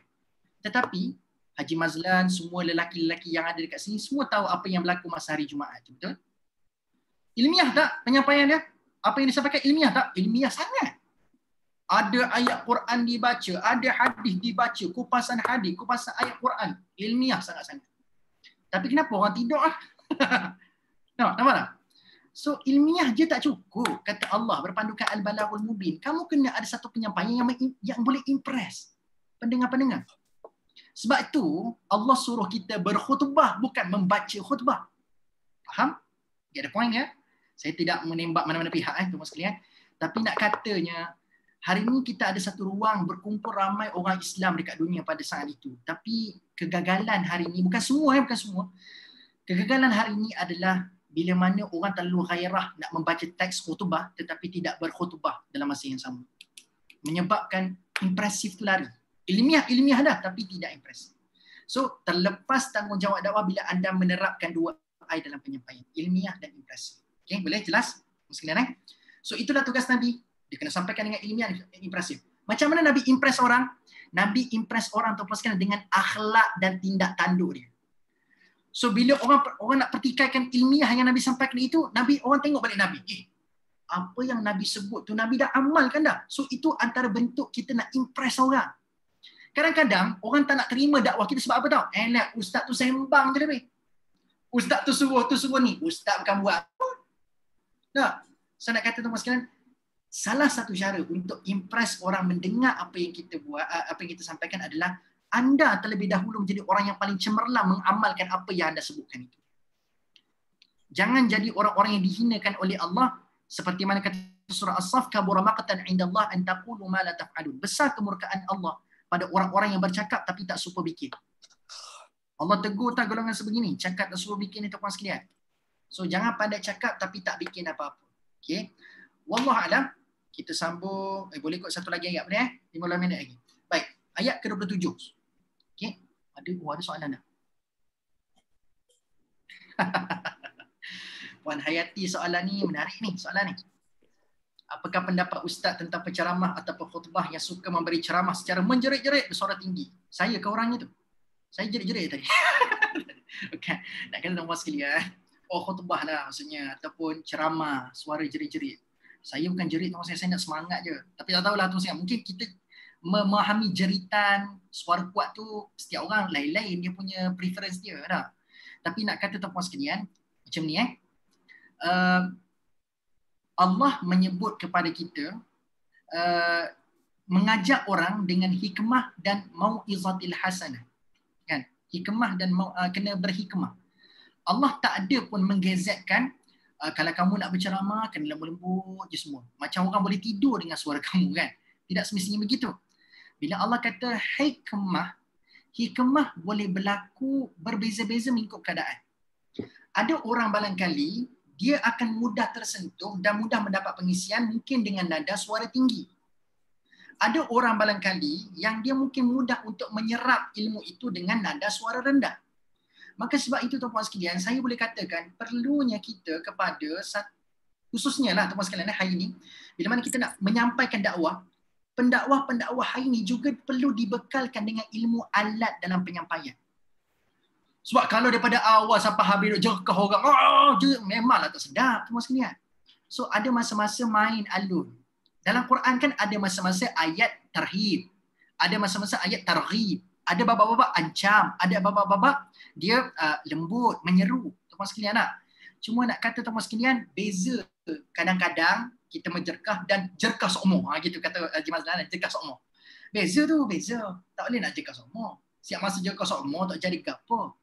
Ada orang memang hati dia halus tuan-tuan sekalian. Anda jerkah sekali menangis dah. Tak boleh ha. Kesian dia. Duk fokus pada nangis, tak sempat nak ambil pengisian yang kamu nak sampaikan. Kenalah ikut kesesuaian. Kan? Kadang-kadang perlunya ada elemen kita bertegas seketika. Khususnya khutbah Jumaat, majoriti dah tidur dah. Jekok sikit sekali. Dah. Bangun sekejap. Patut anda pandai-pandai nak main alunan, lontaran suara dan sebagainya. So kembali pada poin tadi. Kena menyampaikan dengan hikmah. Hikmah tak semestinya lembut. Ada kalanya keras itu adalah berhikmah. Tengok cara macam mana Allah menyampaikan lah. Sebaik-baik bentuk pendidikan adalah cara Allah menyampaikan dalam Al-Quran. Allah mengancam, ada tak? Ada. Ada tak babak Allah mendatangkan perumpamaan? Ada. Ada babak Allah memberikan khabar gembira? Ada. So balance. Dia tidak fokus kepada satu teknik. So pendakwah kena kreatif. Jangan kamu terlalu desperate nak digelar sebagai orang yang kuat jerkah setiap masa. Gitu. Lepas ni bukan dapat juara menyampaikan ilmu yang bagus, tapi dapat juara menjerkah orang-orang di masjid. So jangan macam tu lah. Tak menjerkah orang di masjid. Boleh lah. So, terima kasih pada yang bertanya Puan Nur Hayati Sulaiman. Okay, baik. Ada kita sempat tak 10 minit? 10 minit. Boleh kot? Boleh tak? Jom. Kita bagi sikit lah kupasan mendalam pada kuliah bulan lepas. Okay? Pada kuliah bulan lepas pula. Bulan depan. Bulan depan tak ada kuliah dah tuan-tuan sekalian. Depan raya kita jumpa balik. Haji Mazlan nanti kita akan jumpa lagi tak? Nuzul Quran nanti. InsyaAllah. Dan nak kata tuan-tuan sekalian, Allahu Akbar. Anda boleh bersabar menanti 2 bulan lagi, 27 hari bulan. Kita cerita sikit dulu lah supaya kita dapatkan gambar ayat 27. Ayat 27 menyebutkan falamma ra'awhu zulfatan si'at wujuhul ladzina kafaru wa qila hadzal ladzi kuntum bihi tad'un. Kemudian apabila datang hari kiamat, so tadi kan dia orang tanya kiamat berlaku bila? Dan Nabi pun jawab Allah Maha tahu, dia tu adalah pemberi peringatan je. Lalu sekarang ni Allah menggambarkan kiamat tu dah berlaku dah. Okay? Mereka melihat azab itu secara dekat, muramlah muka orang-orang yang kafir itu serta dikatakan kepada mereka, inilah dia yang dahulu kamu kerap kali minta disegerakan kedatangannya. Baik tuan-tuan sekalian macam ni. Saya bagi teaser je untuk ayat 27 ni. Anda pernah dengar tak 3 konsep ni? Ilmul yaqin, ainul yaqin, haqqul yaqin. Pernah dengar? 3 konsep ini? Pernah dengar tak? Ilmul yaqin, ainul yaqin, haqqul yaqin. Tuan-tuan sekalian, yang Allah pesan kat kita untuk yakin tu, yakin yang mana? Sebab tuan-tuan sekalian, dia ada 3 bentuk keyakinan. Kita yakin disebabkan ilmul yakin. Kita yakin selepas kita melihat benda tu, ainul yaqin. Dan kita yakin disebabkan benda tu dah berlaku kepada kita, haqqul yaqin. Sebab hari ni kan tuan-tuan sekalian, berapa ramai manusia nak yakin, contoh, saya bagi contoh. Contoh, anda pernah tak guna Waze? Pernah guna Waze kan? Dan pernah tak anda duduk dengan dalam kereta tu, anda pula jenis-jenis terbiasa, pergi dekat ke, pergi jauh ke, memang guna Waze. Tapi anda pernah tak bawa orang yang memang dia ni tak suka pakai Waze dan dia ni memang mahir selok belok jalan? Contohlah, anda dalam kereta bersama dengan orang tersebut tapi anda suka Waze, orang ni tak suka Waze, dia tahu selok belok jalan. Tuan-puan sekalian, orang yang tahu selok belok jalan ni dia kata, okey, dia kata okey aku nak pergi tempat ni. So aku tahu tempat ni, aku tahu jalan dia. Tapi anda dalam masa yang sama buka Waze dalam masa yang sama. Walaupun anda mungkin akan dapat panduan daripada orang kat belakang tu. Lalu orang kat belakang pun pesanlah kat anda, dia kata okey kat depan tu belok kiri Jangan terus tu jam tu, depan tu jam. Jangan pergi terus. Jangan masuk kiri. Kiri ni confirm tak jam. Dia bercakap macam tu lah. Tiba-tiba tuan-puan sekalian, anda tengok Waze anda, Tiba-tiba Waze anda kata, pergi kiri. Jangan ikut orang kat belakang tu. Orang kat belakang tu terus kan? No, pergi kiri. Kau pergi terus, kau akan jam. Dia kata traffic building up ahead kalau kamu pergi terus. So ambil kiri. So tuan-puan sekalian, anda sedang berada dalam dilema, tuan-puan sekalian, nak ikut yang kawan belakang tu kena ikut Waze. So tuan-puan sekalian, bila mana anda yakin, sebab anda selaku orang yang biasa dengan Waze, tuan-puan sekalian, anda meyakini Waze tu betul. Waze tu betul. Anda pun beloklah kiri, tetapi kawan kat belakang anda dah mula bersenang. Kau ni tak dengar cakap aku dah. Aku dah tahu dah. Aku dah hidup berpuluh tahun dekat tempat ni. Aku tahu jalan ni. Kau masuk sini confirm jam. Confirm jam, tuan-puan sekalian. Tapi tiba-tiba, tuan-puan sekalian, apa yang disangkakan itu, meleset. Jalan kiri tu memang clean and clear, tuan-puan sekalian. Memang clean and clear. So tuan-puan sekalian, masa kawan dia mula-mula ambil jalan kiri, memang dia tak percaya, dia tak yakin pun kawan dia telah buat pilihan yang tepat. Tetapi bila dia dah tengok memang tak ada jam, ainul yakin berlaku. Masa Waze bagi kata masuk kiri, patutnya kamu telah ilmul yakin, yakin dengan ilmu Waze bagi. Tapi kamu tak yakin. Tapi bila kamu tengok jam tak ada depan mata, kamu dah ainul yakin. Dan bila kamu tenang dekat jalan raya itu, kamu tak ada jam, kamu tak menghadapi jam, kamu telah haqqul yakin. So tuan-puan sekalian, sepatutnya kita ni kalau nak yakin kepada Allah, yakin kepada apa yang Allah perintahkan untuk kita yakin, kita kena yakin dekat ilmu ke, ainul ke, haqqul yakin. Kena yakin dekat mana? Ainul. Ain. Haqqul yakin. Haqqul yakin. No. Allah pesan kat kita, kalau nak yakin, yakin dekat ilmu yakin lagi. Sebab banyak keadaan, sebab ada kaitan dengan 27 ni. Banyak keadaan orang baru nak yakin bila dia tengok benda tu dah berlaku depan mata. Orang akan mula yakin bila benda tu dah berlaku dalam hidup dia, baru dia nak yakin. Tapi Allah menyebutkan dalam Quran, kalau orang memilih untuk yakin selepas tengok dan rasakan keadaan tu berlaku, kebanyakannya Allah merakamkan ianya sudah terlambat. Ianya sudah terlambat. Faham maksud saya? So ini teaser untuk ayat 27. Sebab dulu kat dunia, waktu Nabi bagi ilmu untuk yakin hari kiamat, dia tak mau dengar. Tapi bila Allah kata, ra'auhu zulfatan si'at wujuhul ladina ra'auhu zulfatan si'at. Mereka telah diperlihatkan depan mata mereka azab-azab yang bakal mereka terima. Tuan-puan sekalian, bila Allah perlihatkan azab depan mata, maksudnya apa? Dah mati dah orang ni. Dah ready untuk dihisap oleh Allah dah. Maksudnya apa? Kalau nak bertaubat time tu, kalau nak yakin time tu, ada guna tak tuan-puan sekalian? Tak ada guna dah lah. Sebab itulah tuan-puan sekalian, dekat dunia ni pun boleh berlaku ainul yakin. Bila mana Allah perlihatkan sedikit adab, tapi adab tu tak kena lagi kat kita. Tapi kita masih hidup. So itu peluang lah, boleh katakan peluang rezeki daripada Allah lah. Seperti mana yang berlaku pada kaum Nabi Yunus AS. Asalnya kan kaum Nabi Yunus tak beriman kepada Allah, tapi berakhir dengan beriman pada Allah kan? Sebab apa? Allah perlihatkan dekat dunia, belum mati lagi. Dekat dunia ni sedikit adab yang bakal mereka terima. Sebab Nabi Yunus bagi tahu dah akan ada adab ni kalau tak beriman. Tapi mereka tak percaya. Dan bila Allah perlihatkan sedikit adab, seluruh kaum Nabi Yunus beriman kepada Allah. Setelah ainul yakin, dia nampak sikit tanda azab. Tapi saya bagi tahu majoriti dalam Quran, ainul yakin ini digambarkan oleh Allah masa sudah terlambat. Masa sudah terlambat. Sebab apa? Dah mati, bakal kena azab dah, neraka depan mata, taubat time tu menangis air mata darah sekalipun tak ada guna. Masa masuk neraka, dah kena dah api panas dekat badan, nak menyesal Allah panasnya, saya tak nak, saya nak bertaubat pada Allah. Tak ada guna dah. Sebab itu tuan-puan sekalian, kalau nak yakin, pilihlah yakin dengan ilmu. Nak yakin, pilihlah yakin dengan ilmu. Sebab itulah tuan-puan sekalian bila Nabi sebut, kalau kamu nak dunia dengan ilmu, kalau kamu nak akhirat pun dengan ilmu. Nak dapat dua-dua pun kena dengan ilmu. Sebab apa? Ilmu akan menatijahkan keyakinan. Sebab tu kata para hukama tuan-puan sekalian, man yazdad ilma wa lam yazdad huda lam yazdad minallahi illa bu'da. Kalau kita bertambah ilmu tapi tak bertambah dekat dengan Allah, ketahuilah tuan-puan sekalian, tak bertambah dekat, tak bertambah yakin, tak bertambah taat pada Allah, ketahuilah ilmu itu telah menyebabkan kita makin tak yakin dan jauh daripada Allah.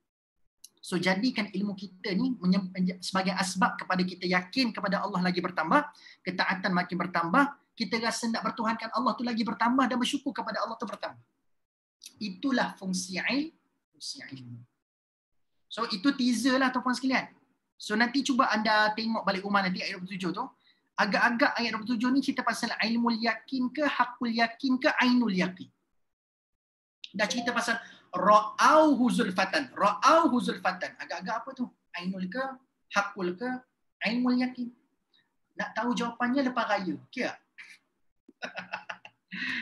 So tuan-tuan sekalian, nak macam mana? Redha lah tuan-tuan sekalian. Mudah-mudahan ada kesempatan. Bulan depan kita cuti. Dimaklumkan oleh penganjur kita akan cuti bulan depan. Sebab nak beri laluan kepada raya dan sebagainya. Wallahualam lah kalau ada pindaan ke perubahan ke wallahualam. Tapi saya dimaklumkan oleh penganjur tadi. Kita akan bercuti pada bulan 5. So tuan-tuan sekalian, saya nak mohon maaf atas segala ketelajuran bicara. Kalau ada salah silap saya, tuan-tuan sekalian, saya mohon maaf. Sepanjang saya menyampaikan tadabbur. Saya menyimpikan sebelum tamat Ramadan ni sempatlah habis Al-Mulk tapi tak sempat tuan-tuan sekalian. But it's okay. Better slow but this sweet. Okay? Dia sedikit ayat perbincangan tapi kita sweet. Kita boleh amalkan sikit-sikit apa yang kita faham. Okay? Saya mohon maaf tuan-tuan sekalian, doakan saya, doakan kita semua dianugerahkan ketakwaan selepas habis madrasah Ramadan. Doakan kita semua tuan-tuan sekalian dianugerahkan keampunan. Pagi tadi dekat TV Hijrah pun saya cerita pasal keampunan daripada Allah. Kita dapat keampunan daripada Allah Azza wa Jalla.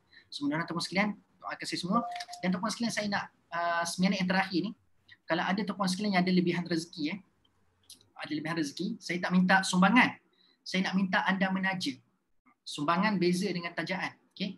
Saya nak minta anda menaja, ada beberapa ramai sebenarnya. Saya buka tuan-tuan sekalian baru-baru ni sebab ada orang taja e-book Al-Fatihah saya bersama daurah. Okay? Saya jual e-book dan ada bersama-sama datang bersama e-book itu ada daurah tadabbur surah Al-Fatihah. Tuan-tuan sekalian mengejutkan saya bila ada orang taja 400 lebih e-book baru ni, saya open percuma. Ramai orang mendaftar untuk mendapatkan saya percuma dan bila saya tapis balik kelayakan mereka untuk terima buku percuma, ramai. Saya dapat 400 je tajaan tuan-tuan sekalian. Tetapi yang mohon, anda tahu tak berapa jam saya buka 800 penyertaan tu? Saya buka tak sampai 24 jam tuan-tuan sekalian. Baru beberapa jam saja dilancarkan percuma. 800 lebih orang mendaftar mendapatkan secara percuma. Dan bila tengok balik kelayakan semua layak. Semua tak mampu. Harga tak mahal tuan-tuan sekalian, RM20 saja. Dapat e-book plus daurah 3 jam tuan-tuan sekalian. Al-Fatihah. Tadabbur surah Al-Fatihah. Anda boleh tengok ulang-ulang sebab dia rakaman tuan-tuan sekalian. So nak kata tuan-tuan sekalian, ada orang RM20 tu bagi dia tak mampu. Dia tak mampu nak. Tapi dia semangat nak belajar tuan-tuan sekalian. Dia berfikir nak kena, tapi dia semangat nak belajar. So kalau siapa berminat tuan-tuan sekalian, anda boleh menaja. Nak taja satu e-book dan daurah pun boleh. Nak taja 100 ke, nak taja 1000 daurah pun tak ada masalah. Sebab hari tu ada orang taja 400 tu seorang individu tuan-tuan sekalian. Dia taja 400 unit e-book dan daurah. Harga RM20 satu unit tuan-tuan sekalian. Dan tuan-tuan sekalian, berita baiknya adalah duit yang anda laburkan itu bukan untuk saya sahaja, tapi akan diserahkan kepada Tadabbur Center untuk pembelian unit Tadabbur Center. Kami nak beli tanah dan kami nak buat pusat Tadabbur Center yang lebih efisien. Sebab kami bulan 1 baru ni tuan-tuan sekalian, kami rasai sedikit kesengsaraan. Kenapa? Sebab kami diarahkan berpindah oleh pihak owner. Tempat yang kami sewa di Ostia Bangi tu, anda tahu Ostia Bangi kan? Kami sewa di situ tapi kami diarahkan berpindah. So sebab owner nak jual unit tu dan kami nak beli tak mampu tuan-tuan sekalian pada waktu tu. So nak kata tuan-tuan sekalian, kami kena berpindah dan kesengsaraan kami adalah nak mengangkut kitab yang banyak tu. Anda boleh bayang satu buku kami cetak 2000 unit. Jadi nak angkat buku ke tempat baru itu yang paling adab sekali tuan-tuan sekalian. Hire Lala Move pun tuan-tuan sekalian, hire mover pun charge lebih sebab apa? Angkat buku. So kalaulah sekarang ni pun sewa tuan-tuan sekalian, andai katalah yang pihak tu nak jual lagi, kami akan melalui cycle yang sama. Kena pindah, kena angkut buku. So mudah-mudahan kami bercita-cita Ramadan kali ini kami nak kumpul dana, nak beli satu unit yang kami boleh menetap secara permanent insya-Allah. So tuan-tuan sekalian, selamat menyumbang. Nanti anda boleh ambil nombor ni siap-siap tuan-tuan sekalian, anda boleh WhatsApp nombor ni. Dia akan guide anda untuk macam mana nak menyumbang insya-Allah. Anda boleh WhatsApp saja nombor ni tuan-tuan sekalian. Insya-Allah dia akan cuba entertain lah. Okay. Nombor tu nombor saya juga tuan-tuan sekalian. Okay. Untuk sumbangan saja, okay? Jangan tanya, jangan tu tak, jangan guna untuk benda lain pula. Tanya soalan tu boleh, tapi insya-Allah kalau ada kelapangan. Saya disclaimer awal sebab ada orang terasa hati, ni nombor saya, dia tanya soalan tapi lambat saya respon. Sebab tuan-tuan sekalian, soalan saya nak respon bukan satu hari tuan-tuan sekalian. Banyak soalan nak respon. So kalau lambat sikit tu minta maaf ya. So anda tengok pada nombor ni, so anda boleh tengok dekat ruangan chat tu. Boleh copy siap-siap sebab ni dah habis, dah live group, dah left chat ni, habis dah. So kopi nombor ni siap-siap tuan-tuan sekalian, boleh WhatsApp. Saya akan berikan link untuk anda menyumbang insya-Allah. Wallahu a'lam bishawab. Tuan-tuan sekalian, terima kasih sekali lagi atas kesudian mendengar promosi yang terakhir ni kan. Ada 3 minit berlebih pula saya nak mempromosikan ibu saya, tuan-tuan sekalian. Terima kasih semua. Selamat berpuasa. Aqulu qawli hadza wa astaghfirullahal azim li wa lakum. Assalamualaikum, selamat berpuasa. Moga-moga kita dianugerahkan ketakwaan dan keampunan. Assalamualaikum, tasbih kafarah, wassalamualaikum.